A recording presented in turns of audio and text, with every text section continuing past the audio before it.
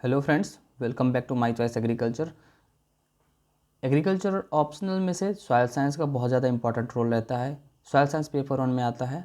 तो हम लोग आज इस सीरीज़ में सॉइल साइंस स्टार्ट करने वाले हैं। As we know, soil science is highly scoring and easy to cover subject. So let's start this series. First of all let's discuss about the syllabus of soil science. यहाँ पे topic दिया है soil, physical, chemical and biological properties. ठीक है, यहाँ पे physical, chemical and biological properties के बारे में देखना है हमको। इसके बारे में रीड करेंगे।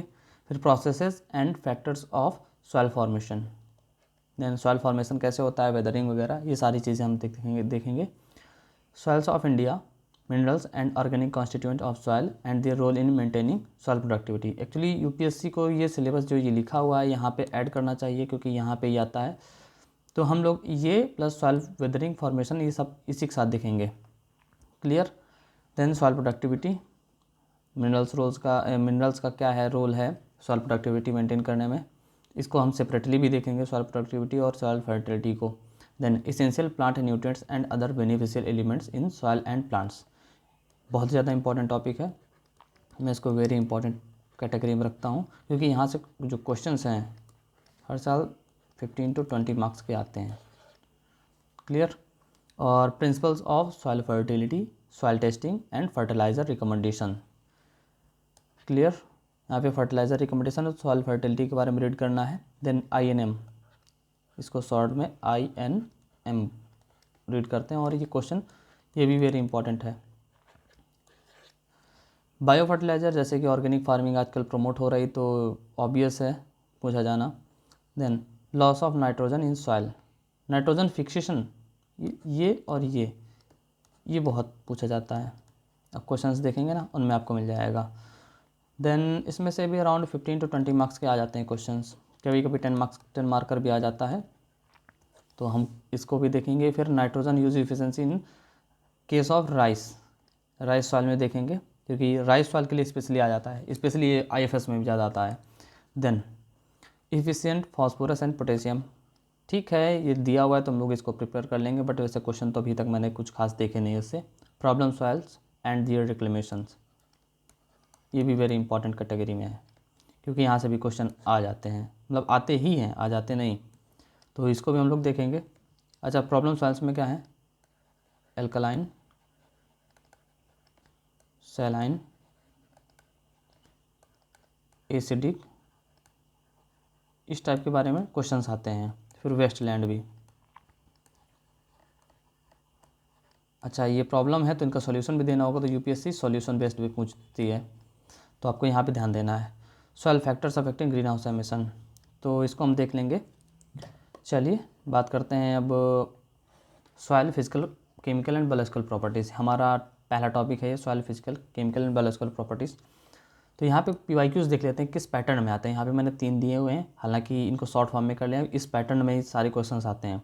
Soil structure and its role in crop production, यहाँ पे देखिए स्ट्रक्चर, फिजिकल प्रॉपर्टी है ना, फिजिकल प्रॉपर्टी है, शॉर्ट फॉर्म में लिख रहा हूँ, प्लीज़ समझ जाइएगा। Then different group of microorganism found in soil, इस टाइप से क्वेश्चंस 3 से 4 बार आ चुके हैं। ठीक है, 3 से 4 बार आए हैं, रिसेंटली आया था IFS में, फिर 2013 में ऐसे ही अराउंड, नहीं 16 में आया था इस टाइप से क्वेश्चन। फिर factors affecting soil structure, CSE में 2013 में आया था। क्लियर। तो ये पैटर्न है हमारा, यहाँ से इस टाइप के क्वेश्चंस आते हैं। तो चलिए समझते हैं पहले हम लोग सॉइल क्या है। Let me clear this.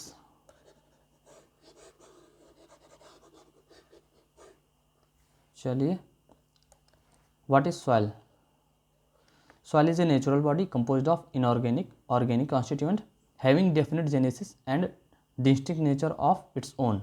इन्हें ये डॉक्यूचेव एक साइंटिस्ट है। आप जैसा मैं यहाँ पे नोट्स दे रहा हूँ, आप as it is copy paste कर दीजिएगा, आपको मार्क्स को ऐसा नहीं है कि मिलेगा नहीं, यहाँ पे आपको अच्छे नंबर मिलेंगे। फिर सॉइल की नेक्स्ट डेफिनेशन है, पहले हम लोग फर्स्ट डेफिनेशन देख लेते हैं। डॉक्यूचेव हैं थे साइंटिस्ट, इन्होंने बहुत ही अच्छा वर्क किया है इन्होंने सॉइल में। इन्होंने काफ़ी सारे फार्मूलाज और काफ़ी सारे कॉन्सेप्ट दिए हैं। तो इन्होंने सॉइल की डेफिनेशन दी थी कि सॉइल एक ऐसी नेचुरल बॉडी है जो कि ऑर्गेनिक और इनऑर्गेनिक कंपोनेंट से मिलकर बनी होती है। इनका जो जेनेसिस है ये प्रॉपर इनका जेनेसिस होता है, इनका डिस्टिंक्ट इसके फीचर्स होते हैं खुद के। जैसे सैंडी सॉइल है, इसके फीचर्स सैंडी नेचर के होते हैं। टेक्सचर जो होगा वो काफ़ी सैंडी होगा, स्ट्रक्चर होगा काफ़ी रफ होगा। तो इस टाइप से इसके अलग अलग फीचर्स रहते हैं। और ये पेरेंट मटेरियल बेसल्ट वगैरह से फॉर्मेशन होता है। तो हम लोग पता कर सकते हैं कि इसका जेनेसिस वगैरह क्या है, पेरेंट मटेरियल क्या है, किस रॉक से फॉर्मेशन हुआ है। तो ये सारी चीज़ें हम लोग देखते हैं या पढ़ लेते हैं। ये इन्होंने डॉक्टर चेवन के अकॉर्डिंग ये डेफिनेशन रही। बेसिकली आप इसको जरूर ध्यान रखें। Soil is a natural body composed of inorganic and organic constituents having definite genesis and distinct nature. Okay. फिर जेनी, ये भी काफ़ी अच्छे साइंटिस्ट रहे हैं और इन्होंने काफ़ी अच्छा रोल प्ले किया है सॉइल साइंस में और इसके डेवलपमेंट में। Soil is a natural occurring body that has been evolved owing to combined influence of climate and other organism acting on parent material as conditioned by relief over period of time। इन्होंने अपने इसमें formula इसे दे दिया।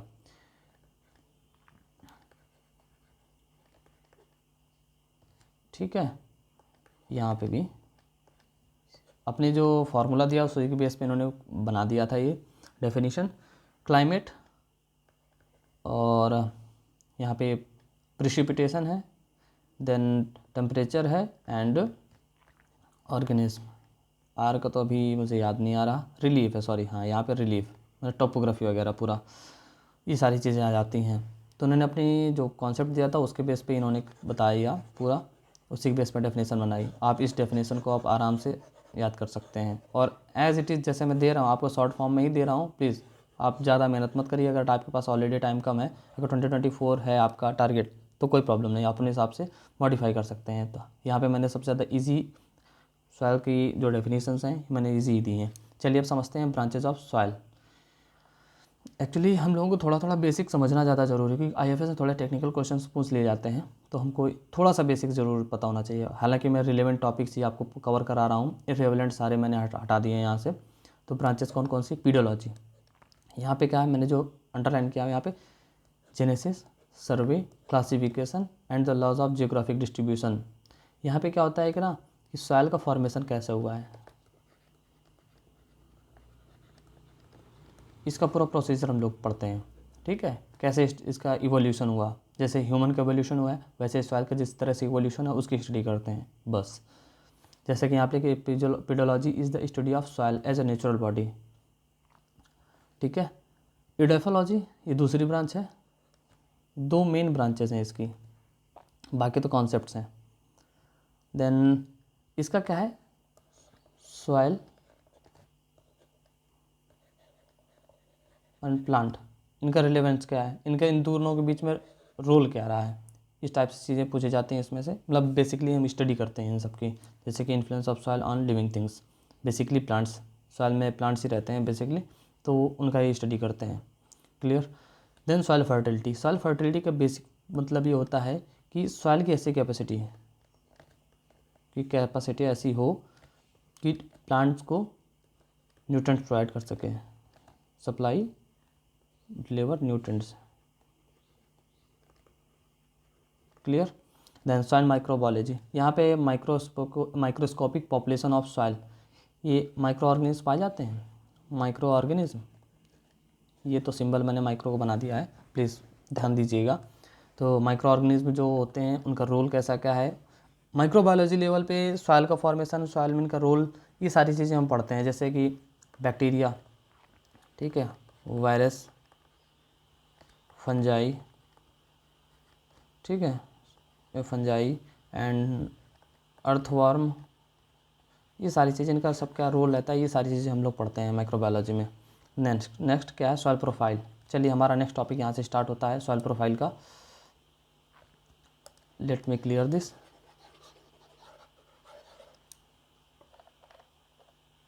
Basically soil profile क्या है, आप image से समझने की कोशिश करिए। एक वर्टिकल सेक्शन होता है सॉइल का, ठीक है। इसकी इजी डेफिनेशन मैंने यहाँ दी है।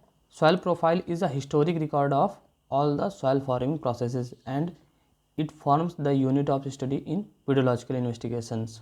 जैसे कि मैंने जहाँ बताया था ना, पीडोलॉजिकल इन्वेस्टिगेशंस, यहाँ पे सॉइल का फॉर्मेशन कैसे हुआ है, कैसे कैसे इवॉल्व हुआ है, इस चीज़ की स्टडी करते हैं। तो सॉइल प्रोफाइल क्या होती है कि सॉइल का फॉर्मेशन कैसे हुआ है, उसकी वर्टिकल सेक्शन देखते हैं। जैसे कि यहाँ पे देखिए नीचे रॉक्स, ठीक है, अनविदर्ड पेरेंट रॉक, फिर पार्शियली विदर्ड, क्योंकि जो रॉक्स होती हैं ना एक जैसे तो रहती नहीं, क्योंकि काफ़ी कंबाइंड एक्शन होता है, विंड का, टेम्परेचर का, वाटर का, क्लाइमेट का, ये सारी चीज़ें रोल प्ले करती हैं वेदरिंग ऑफ रॉक्स में।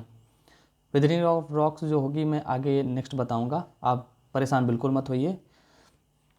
सब सॉइल क्या है ये देखिए, इसका पेरेंट रॉक सबसे पहले यहाँ से देखते हैं, ये लेवल ए है, ओ हॉरिजॉन, ठीक है, यहाँ पे ऑर्गेनिक मैटर पढ़ते हैं मिलता है, ठीक है।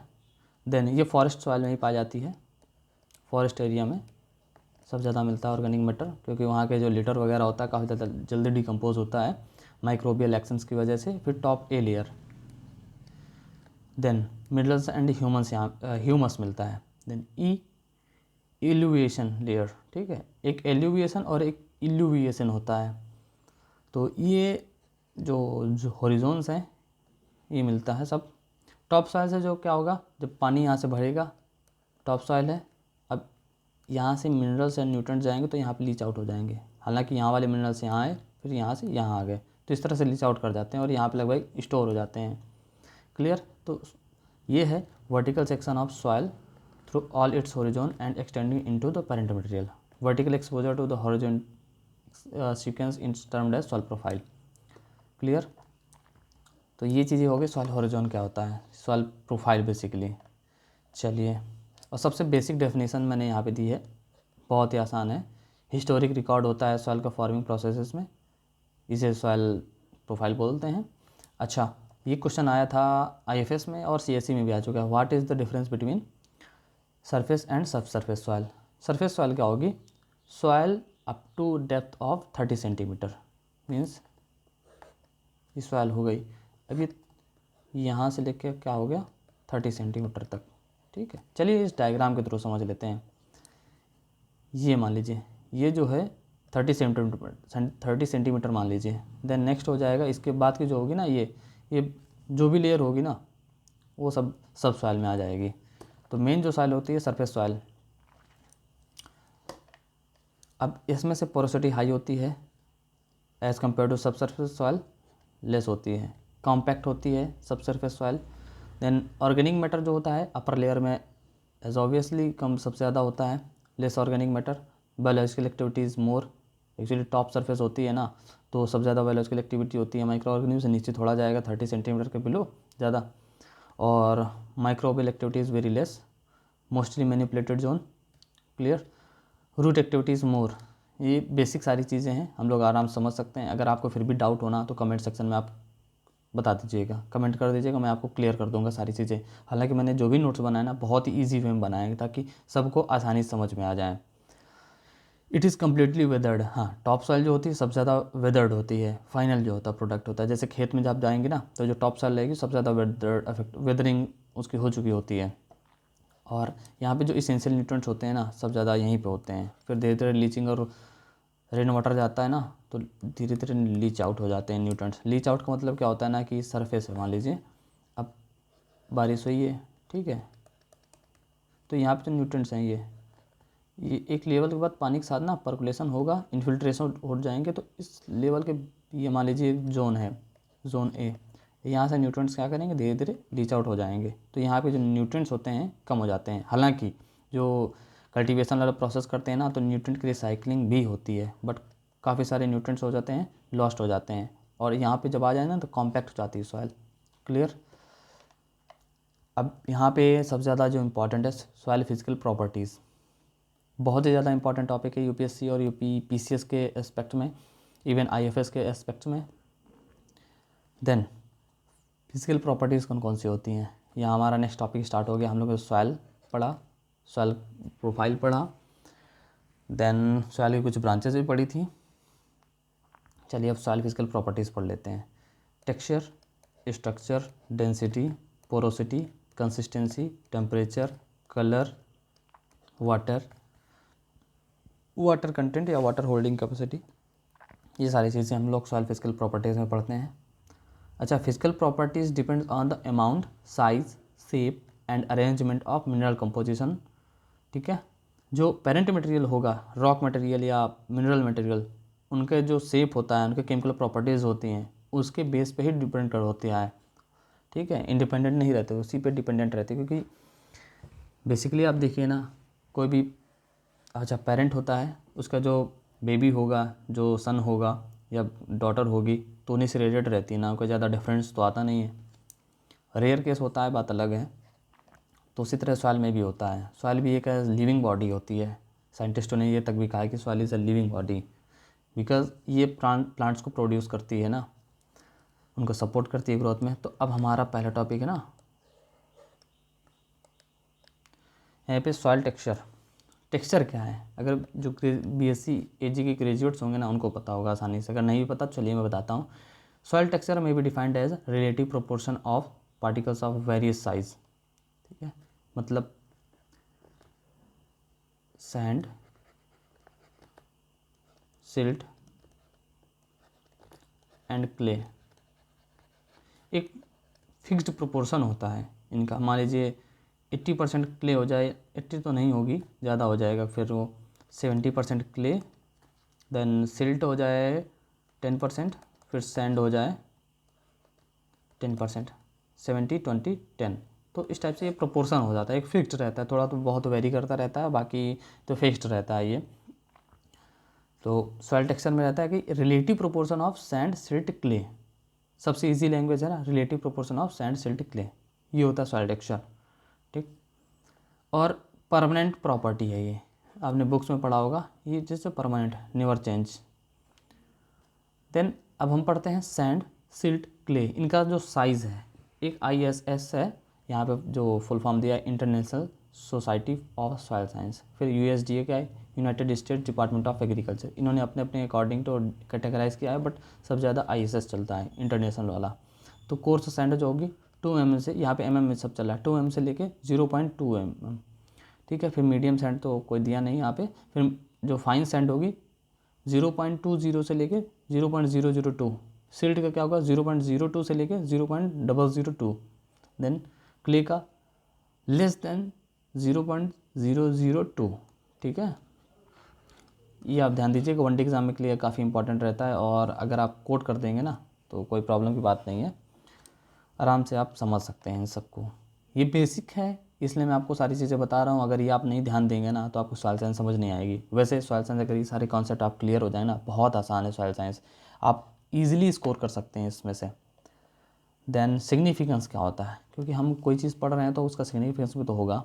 तो सिग्निफिकेंस देखते हैं क्या है ना, assess the value of land. कैसे, अब टेक्सचर के बारे में पता होगा तो उसकी वैल्यू हम क्लियर कर सकते हैं। जैसे आप खेत खरीदने जाते हैं या खेत में जाते हैं, तो सैंडी नेचर की होगी ना, सैंडी सैंडी टाइप के खेत होगा, जैसे झांसी वाला रेंज है, या फिर जो माउंटेनस रेंज है उसके आसपास के जो खेत होंगे ना, थोड़े सैंडी होंगे, प्लस जो रिवर के पास होते हैं ना, जैसे गंगा रिवर के किनारे, यमुना रिवर के किनारे, तो वहाँ पे सैंडी नेचर की होती है सॉइल, और एल्यूवियल भी होती है। तो सैंडी बिल्कुल कोस्टल एरिया में मिल जाती है। तो सैंडी सॉइल में क्या होता है, कंस्ट्रक्शन करना भी इशू होता है, कोई बिल्डिंग आप ज़्यादा बना नहीं सकते, कल्टीवेशन में भी काफ़ी ज़्यादा प्रॉब्लम आती है। तो डिपेंड करता है, अगर यहाँ पे एल्यूवियल सॉइल हो ना, हाईली प्रोडक्टिव, तो एल्यूवियल सॉइल वाला जो फील्ड रहेगी सबसे ज़्यादा प्रोडक्टिव रहेगा, तो उसकी वैल्यू ज़्यादा होगी। ठीक, फिर land capability and methods of soil management determined by soil texture. Actually क्या होता है ना, लैंड की क्या कैपेबिलिटी है उसकी क्लासिफिकेशन होता है, किस रेंज में है, वेस्टलैंड है या पास्चर लैंड है, या फिर कल्टीवेशन के लिए सूटेबल है, या फिर कल्टीवेशन के लिए सूटेबल कम है बट कर सकते हैं, तो सॉइल मैनेजमेंट करते हैं उसमें से। Then texture determine the suitability of land to raise different crops. Actually हमें जब पता चलता है ना, अब सैंडी नेचर की होगी जो सॉइल, वहाँ पे ग्राउंड नट, फिर लेग्यूम क्रॉप्स जो होगी वो बहुत आसानी से ग्रो हो जाती हैं। तो डिपेंड करता है ना, एल्यूवियल सॉइल में कोई भी व्हीट, राइस, शुगर केन, सारी चीज़ें आप ग्रो कर सकते हैं, तो ये भी मैटर करता है। आप, ये इंपॉर्टेंस है बेसिकली। नेक्स्ट है टेक्सचर डिटरमाइन द, हाँ, also it is suitability for foundation of buildings and construction. जैसे कि मैंने बताया ना, कि सैंडी सॉइल का जो एरिया है, फील्ड है, वहाँ पे कंस्ट्रक्शन करना भी काफ़ी इशू हो जाता है, क्योंकि जो बेस होता है वो कमज़ोर हो जाता है, सैंड धंस भी जाती है, तो उसमें अलग टेक्नोलॉजी यूज़ होती है। Next, texture determines the total pores space and distribution of micro and macro pores. तो जो पोरोसिटी होती है, पोरोसिटी क्या होती है, अब ये देखिए, ये लगे हैं, इनके बीच में जो स्पेस बच रहा है थोड़ा थोड़ा, तो ये पोर्स हैं, फील्ड है, एयर से फील्ड है, तो ये सारी चीज़ें होती हैं, ये पोरस सॉइल है। नेक्स्ट है यहाँ पे, अच्छा, माइक्रोबियल एक्टिविटी के लिए भी काफ़ी ज़्यादा इंपॉर्टेंट हो जाते हैं, क्योंकि पोर स्पेस ठीक रहता है ना, तो माइक्रोबियल एक्टिविटीज़ भी काफ़ी मेंटेन रहती हैं। Soil texture largely governs the nutrient holding and nutrient supplying abilities to the soil. कैसे, अब बिल्कुल कॉम्पैक्ट सॉइल होगी ना तो बहुत ज़्यादा प्रॉब्लम हो जाती है, न्यूट्रिएंट्स जल्दी से क्रॉप खींच नहीं पाते हैं अपने ग्रोथ के लिए, तो इस टाइप की प्रॉब्लम रहती हैं, तो टेक्सचर सबसे ज़्यादा इंपॉर्टेंट हो जाता है। चलिए अब समझते हैं सॉइल स्ट्रक्चर, जो कि सबसे ज़्यादा इंपॉर्टेंट है। टेक्सचर भी काफ़ी इंपॉर्टेंट है, इसके भी क्वेश्चंस आए हैं, तो आप इग्नोर मत करिएगा, और स्पेशली इसके बारे में मेंशन किया गया है, तो आप ज़रूर से ज़रूर याद करके जाइएगा इसको पूरा, और आप इसके नोट्स भी लेते जाइएगा, स्क्रीनशॉट लेते जाइएगा, या फिर मैं अपने टेलीग्राम में कुछ मटेरियल शेयर कर दूँगा। चलिए, सॉइल स्ट्रक्चर सबसे ज़्यादा हाईली डिमांडिंग टॉपिक है, इस पर आप फोकस कर लीजिए।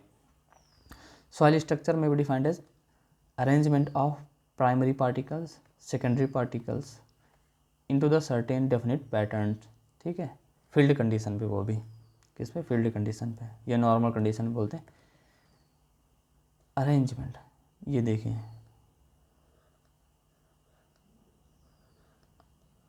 ये जो है अरेंजमेंट है, तो डेफिनेट पैटर्न है इनका।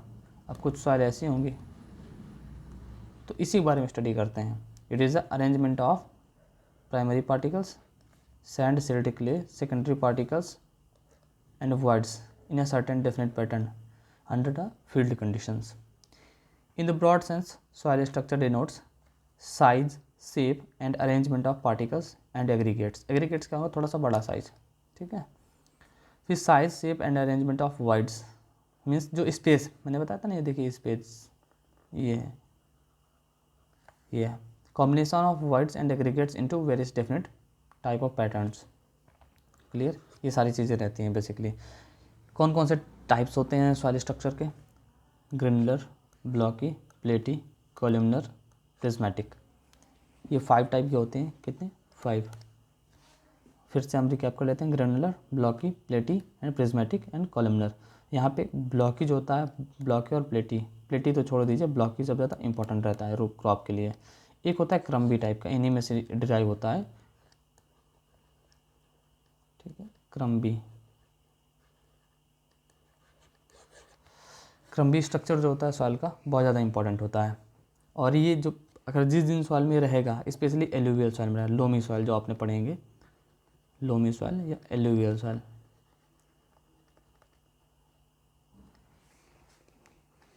तो इन सॉइल में पाया जाता है।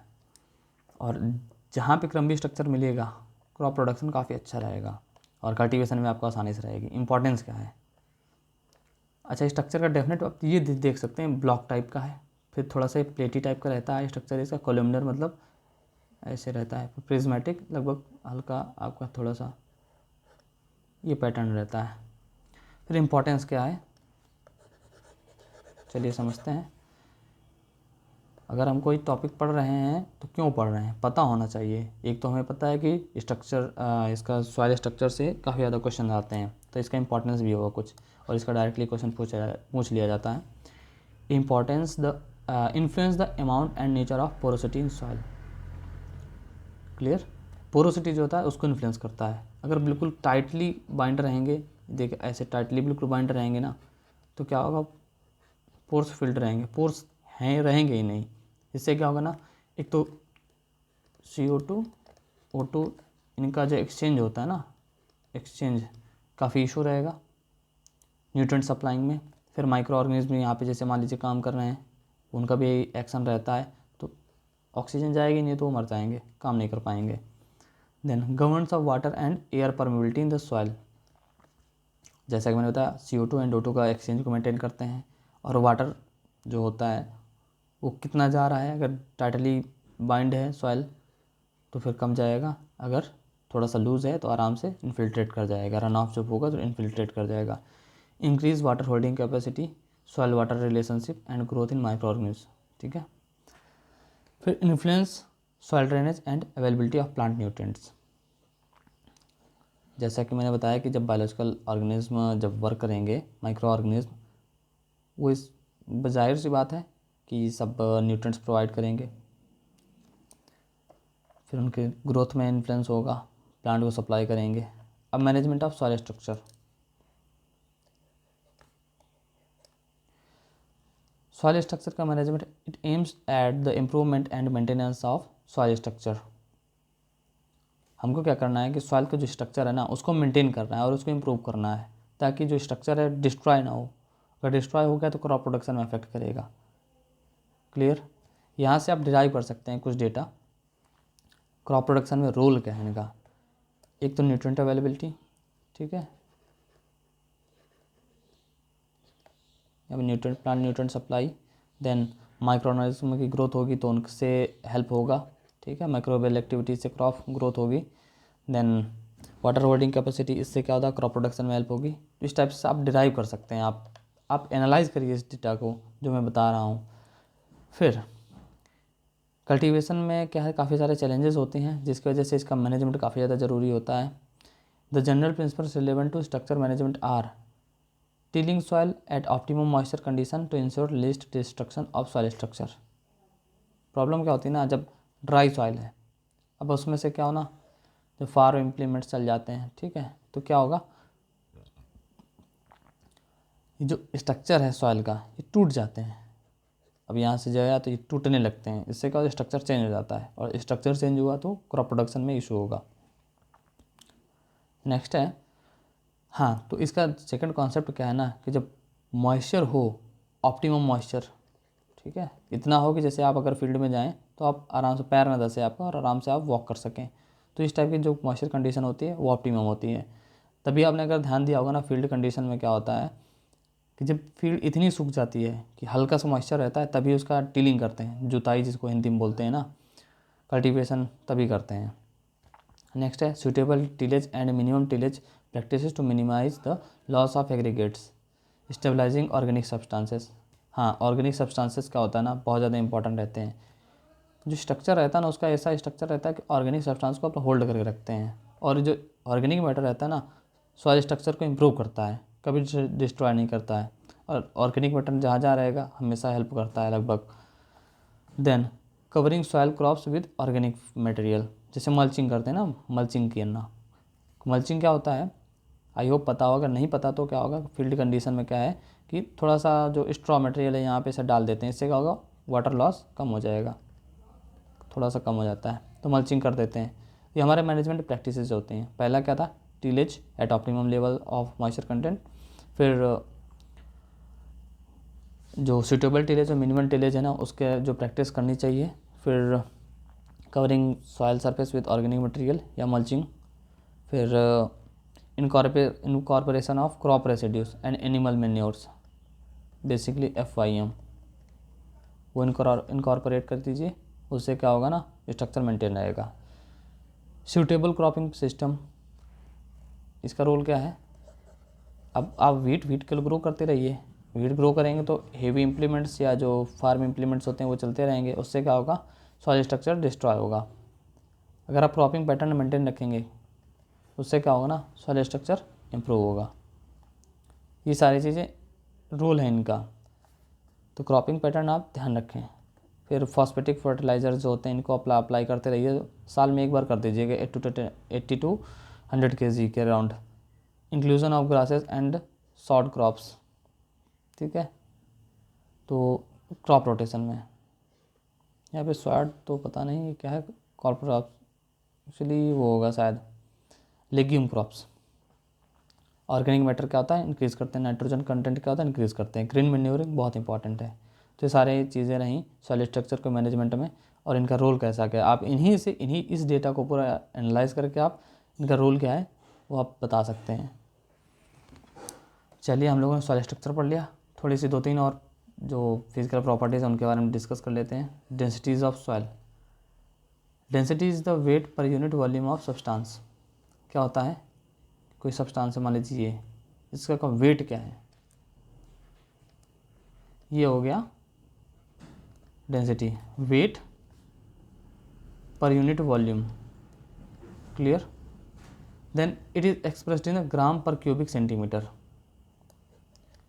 Clear, gram per cubic centimetre. Then particle density और बल्क डेंसिटी दो टाइप की होती हैं। कौन कौन सी, पार्टिकल और बल्क। पार्टिकल डेंसिटी क्या होती है, mass per unit volume of soil solids. यहाँ पे सॉइल सॉलिड्स की बात हो रही है, mass per unit volume of soil solids. अच्छा, नॉर्मल सॉइल की जो पार्टिकल डेंसिटी होती है फिर इसकी कितनी होती है, 2.60 से लेके 2.75 milligram per metre cube, megagram per metre cube है। यहाँ पे mg है, means megagram per metre cube है। ठीक है। Then particle density of soil with very high organic content. जब ऑर्गेनिक कंटेंट होता है ना तो उसकी पार्टिकल डेंसिटी कितनी होती है, 0.9 से लेके 1.3 मेगाग्राम पर मीटर क्यूब। कम क्यों हो गई, क्योंकि जो ऑर्गेनिक मैटर होता है ना, वेट कम होता है उसका। ठीक है, कम हो जाता है। तो जब कम हो जाएगा तो क्या होगा, पार्टिकल डेंसिटी कम होगी। मतलब ऑर्गेनिक मैटर जब बढ़ेगा तो पार्टिकल डेंसिटी क्या होगा, डिक्रीज़ होगी। अगर ऑर्गेनिक मैटर कम हुआ तो पार्टिकल डेंसिटी इंक्रीज़ होगी। क्लियर।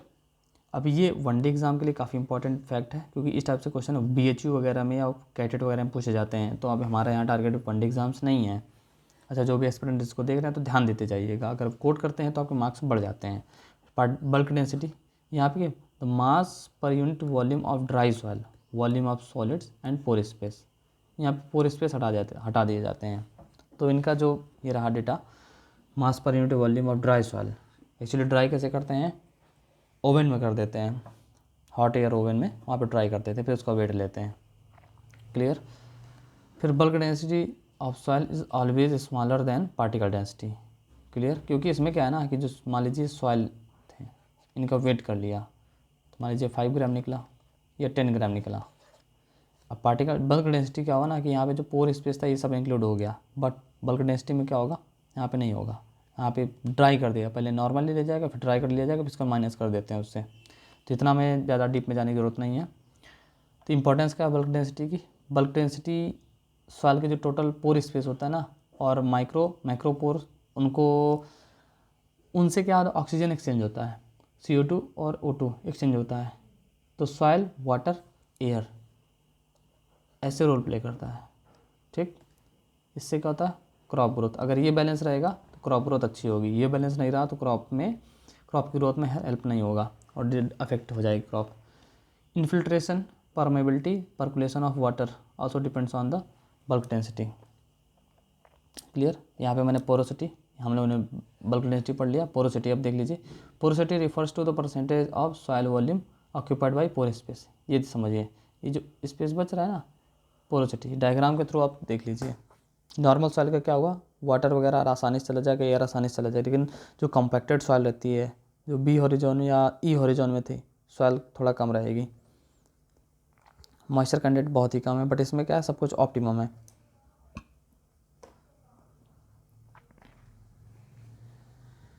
चलिए, factors affecting porosity, soil structure, soil texture, organic matter content and depth of soil organism, ये सब फैक्टर्स रहते हैं जो अफेक्ट करते हैं जो सॉइल स्ट्रक्चर रहेगा। अब जो सॉइल स्ट्रक्चर, ये क्रम्बी स्ट्रक्चर है या ब्लॉकी स्ट्रक्चर है, अब आराम से देखिए, यहाँ से आसानी से चला जाएगा ना। अब एक होता है ब्लॉकी, ग्रेनुलर, या क्या कहते हैं, प्लेटी टाइप का। तो ये सब बिल्कुल पैक्ड हैं, ये सॉइल के स्ट्रक्चर हैं, ये पैक्ड हैं। तो यहाँ से आने जाने का, सॉइल के और वाटर के जाने का जो स्पेस है वो नहीं रहा, तो इससे क्या होगा, एयर वाटर सप्लाई नहीं होंगे, तो क्रॉप ग्रोथ में और इसकी बेहतरीन न्यूट्रिएंट रिसाइकलिंग। एक्चुअली न्यूट्रिएंट्स क्या होते रहते हैं ना, रिसाइकिल होते रहते हैं। जैसे नाइट्रोजन रहता है, रिसाइकिल होता रहता है, उसी तरह न्यूट्रिएंट्स भी होते हैं, रिसाइकिल होते रहते हैं। तो इसमें से इशू हो जाता है। जैसे यहाँ लिखा है ना, ग्रेनुलर और crumby structure contains more space than prismatic and platy. Clear. Soil texture क्या होगा? Sandy soil the total pore space is small whereas the fine textured clay and clay loam soil में क्या होता है? Total pore space जो होता है काफ़ी ज़्यादा हाइयर होता है। माइक्रो ऑर्गेनिज्म यहाँ पर organic matter content, organic matter जहाँ जब ज़्यादा होगा तो एग्रीगेशन बढ़ता है, मीन्स पास में इकट्ठे होने की कैपेसिटी बढ़ जाती है, एग्रीगेट रहते हैं और स्पेस काफ़ी अच्छा रहता है। डेप्थ ऑफ सॉइल जैसे जैसे डेप्थ बढ़ती जाएगी वैसे वैसे पोरोसिटी घटती जाएगी। फिर ऑर्गेनिज्म, माइक्रो ऑर्गेनिज्म पर क्या करते हैं ना कि होल कर देते हैं, रोडेंट्स होते हैं ना, अर्थवॉर्म्स होते हैं, इसलिए इनकॉर्पोरेट किया जाता है कि सॉइल को लूज़ कर देते हैं। इससे क्या होता है? माइक्रोपोर्स होते हैं काफ़ी बढ़ जाते हैं, माइक्रो एंड माइक्रोपोर्स दोनों बड़े रहते हैं। तो ये हमारा हो गया पोरोसिटी। नेक्स्ट है सॉइल कलर। सॉइल कलर तो काफ़ी ज़्यादा इंपॉर्टेंट नहीं है बट ये एग्रीकल्चर में काफ़ी ज़्यादा इंपॉर्टेंट हो जाता है, तो हमें सॉइल कलर एक बार देख लेना चाहिए, कभी पूछ सकते हैं। बेसिकली सॉइल कलर क्या होता है ना कि ऑर्गेनिक मैटर और जो अदर मैटर होते हैं ऑफ वाइम न्यूट्रेंट्स, ये कितना बचा है ये सब सॉइल से ही पता चल जाता है, सॉइल के कलर से। तो एक मुंसिल कलर चार्ट होता है, उससे क्या करते हैं, जैसे ये डायग्राम में दिखाया गया है कि ये भाई साहब हैं, ये मिट्टी देख रहे हैं ना, वेट, मिट्टी देख रहे हैं, इसमें क्या है चेक कर रहे हैं कि किससे मैच कर रही है। अगर जिससे मैच कर जाएगा तो उसका फिर आगे डिटेल्स देखे जाए कि इस सॉइल में क्या क्या बचा है, कौन कौन से कंटेंट हैं। अब ऑर्गेनिक मैटर जिसमें ज़्यादा रहेगा तो सॉइल क्या होगा ना, dark in nature, dark in colour. Clear. और ऑर्गेनिक मैटर जिसमें कम रहेगा क्या होगा कि ग्रे टाइप की हो जाएगी, जो नॉर्मल कंडीशन में दिखती है ग्रे कलर की रहेगी। तभी FIM ऐड करने के बाद ना, FIM का फार्म यार्ड मैन्योर, जो गोबर की खाद होती है उसको FIM बोलते हैं। अगर उसको अर्थवर्म से प्रोसेस्ड कर देते हैं तो वर्मी बन जाती है, वर्मी कंपोस्ट। ठीक है, तो आप ये छोटे छोटे टर्म्स देख लीजिएगा, ध्यान देते रहिएगा। तो FIM जैसे ऐड करते हैं ना तो सॉइल तो डार्क हो जाती है। चलिए अब समझते हैं ना। अब हमारा तो शायद ये फिजिकल प्रॉपर्टीज़ कवर हो गया है। हमने सॉइल कलर और porosity, bulk density, particle density, soil structure, texture, ये 4-5 प्रॉपर्टीज़ हमने देख लिए हैं। तो हमारा आई थिंक कि आज का टॉपिक कवर हो गया है। नेक्स्ट टॉपिक हम लोग chemical and biological properties next video में अपलोड कर देंगे। तो आप इन वीडियोज़ को देखते रहिएगा, टर्म्स जो मैंने दी हैं इनको ध्यान दीजिएगा जब मैं पढ़ाऊँ। और जो कंटेंट होगा मैं अपने टेलीग्राम चैनल में अपलोड कर दूँगा, तो प्लीज़ मेरे टेलीग्राम चैनल को आप ज़रूर से ज़रूर ज्वाइन कर लीजिएगा। और उसमें जो UPSC UPVC से रिलेटेड जो होगा मैं इंपॉर्टेंट कंटेंट अपलोड करता रहूँगा। तो आपके लिए इंपॉर्टेंट हो जाता है ये कि आप टेलीग्राम चैनल को ज्वाइन कर लें और कंटेंट देखते रहें टाइम पे। So thank you so much for watching this video and मिलते हैं नेक्स्ट वीडियो में। अगर आपको कंटेंट ये अच्छा लगा हो तो आप प्लीज़ चैनल को सब्सक्राइब कर लीजिएगा, वीडियो लाइक कर दीजिएगा। वीडियो लाइक करने से क्या होता है, मुझे मोटिवेशन मिलता है आपके लिए ये कंटेंट लाने का। और हमारे चैनल पे UPSC UPPCS ये 2 टारगेटेड ऑडियंस रहेंगी, और ये BSc एग्रीकल्चर के जो स्टूडेंट्स हैं, MSc एग्रीकल्चर के स्टूडेंट्स हैं, वो भी टारगेटेड ऑडियंस रहेंगे। और हमारे चैनल पे जो इंपॉर्टेंट एग्ज़ाम की नोटिफिकेशन आएंगी वो सब अपलोड करते जाते हैं। तो प्लीज़ नोटिफिकेशन ज़रूर ऑन रखिएगा ताकि आपके पास नोटिफिकेशन टाइम से पहुंच जाए। So thank you so much for watching this video.